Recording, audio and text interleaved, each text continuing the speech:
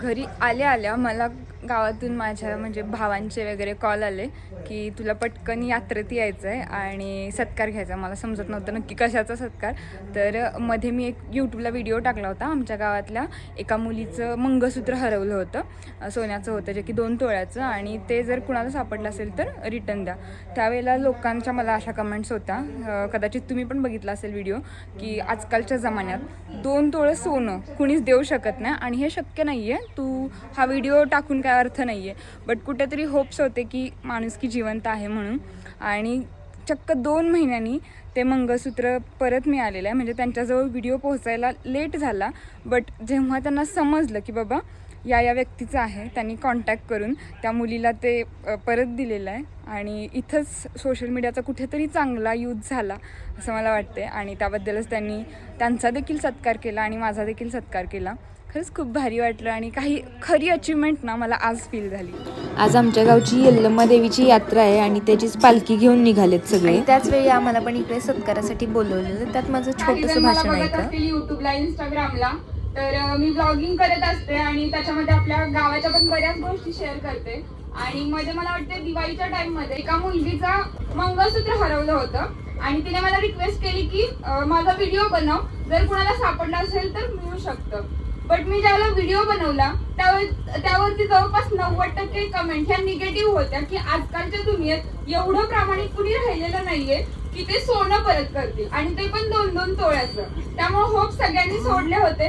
तरी पण आपण व्हिडिओ टाकला होता युट्यूबला की 2 महिन्यांनी का होईना कुंडलिक आलदार आणि शरद आलदार हे जे दोघे आहेत त्यांनी प्रामाणिकपणा इतका म्हणजे अजून पण माणुसकी जिवंत आहे हे दाखवून दिलं आणि तिचं मंगळसूत्र तिला परत दिलेलं आहे. तर खरंच अशा लोकांचं कौतुक वाटते आणि त्यांनी आपल्यासाठी एक आदर्श निर्माण केलेला आहे. सो सगळे त्यांच्यासाठी टाळ्या वाजवा. इकडे दोघांकडून पण मी नक्की काय काय घटना घडली होती त्याबद्दल विचारपूस करत होते आणि अक्षरशः ऐकताना काटा येत होता अंगावरती की एवढी प्रामाणिक माणसं आहेत ना आणि खरंच त्यांचं मन खूप मोठं आहे. खूप छान वाटलं त्यांच्याशी बोलून. तर आता आम्ही निघालोय परत यात्रेत. म्हणजे सकाळी मी यात्रेत नाहीच गेले तसं, फक्त ते सत्कार समारंभ वगैरे होता तिकडे गेले होते आणि लगेच रिटर्न आले होते.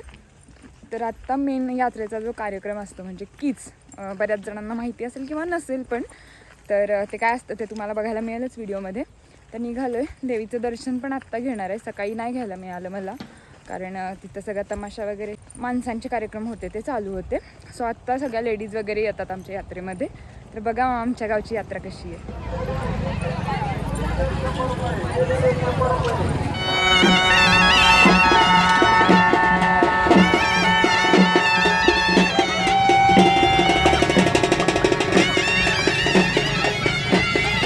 देवाचं दर्शन वगैरे घेतलं आणि आता आम्ही निघालो इकडे डोंगराकडे. आमच्या गावाला असा डोंगर आहे, त्या डोंगराच्या इथेच तो किचाचा कार्यक्रम असतो आणि जवळपास सगळे लोक आता तिकडे निघालेत आणि पाठीमागून मग पालखी वगैरे घेऊन ते देवीला घेऊन इकडे येतात.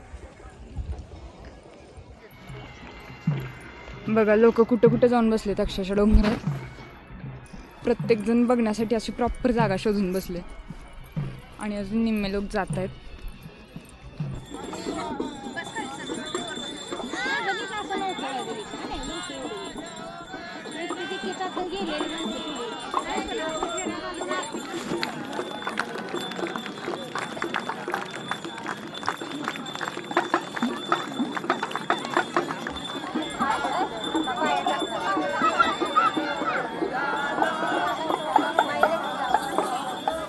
तर कीच म्हणजे यल्लम्मा देवीची पालखी घेऊन असं जाळातून चालतात. म्हणजे विस्तव वगैरे आहे खाली आणि त्याच्यातून हे सगळेजण चालतात.